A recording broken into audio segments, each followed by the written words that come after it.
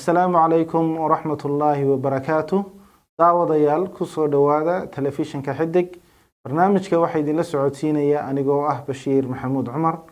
برنامج كان مانتا وحن كغهد لدونا كورونا فيروس إيا سامينتا وكوية شيء ganacsatada gaar ahaan ganacsatada dadka Soomaalida ee magaaladan St. Cloud ee gobolkan Minnesota. annagoo arrinka eegayna saameynta coronavirus uu ku yeeshay ganacsatada dadka Soomaalida ah ee ku nool magaaladan St. Cloud ee gobolkan Minnesota ayaan wareysanay dhowr ka mid ah ganacsatada ku nool magaaladan St. Cloud ku soo dhawaada hadaladoodii qayb ka mid ah. السلام عليكم ورحمة الله تعالى وبركاته. هذه يعني دينكم مهد علينا حدك تيفي هنا نقص بوقتين ركتة كنعسية زيد ريس فاشن.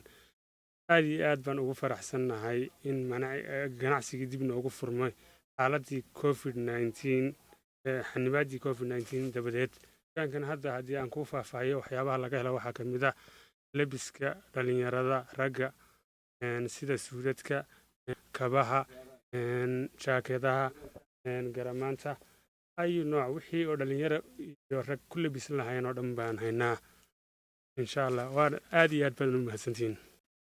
السلام عليكم ورحمة الله.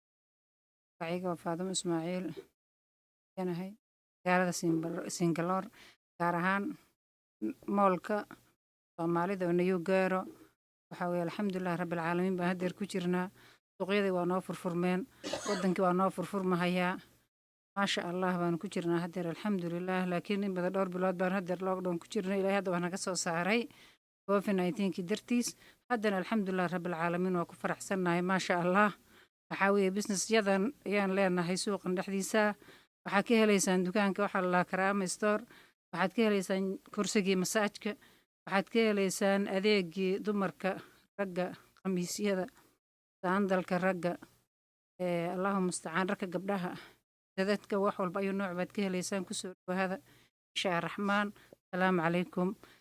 magacaygu waxa la yiraahdaa Cabdifuaad Islaweyn Cabdifuaad Maxamuud Saalax dan aan joogaa Karaama store aan ku faraxsanahay Karaama store inay noo keentay kursiga masaajka oo maalinta Axadda ofta aan nimaadno garayno kursiga masaajka maalmaha kale traagstoobyada ayaan ka use garaynaa dan aad aan ugu faraxsanahay maalinta Axadda magaalada aan deganahay St. Cloud Minnesota in aan ka helay kursigii masaajka iyo moolkii Soomaalida. bismillaahir rahmaanir rahiim waa mahadsantihiin qoladiina TV-ga ugu timid dukaamadayada haddaad COVID-19 wax iga weydiisay saameyntu nagu yeeshay runtii maaha mid easy ah kasta markii aanu helaynay horay ma helo waxaanu dareeminaa inay magaaladu xidhan tahay oo aan dhowr qof aanay mar wada iman karayn marka waxaan leenahay in aanu maaragtay kolleyba aanu samirno oo dee waxaana ay yihiin wax cid waliba nala qabto ee aan businesskiga Soomaalida kaliya aanay ahayn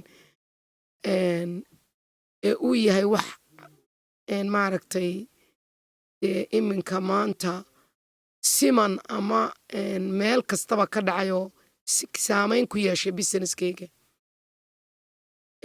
at the same time waxaan leenahay waa u dulqaadanaynaa waan maaragtay waqtiga xun waxaan rajaynaynaa inuu dhaqaalaha dib iska soo kabo aad iyo aad baad u mahadsantihiin.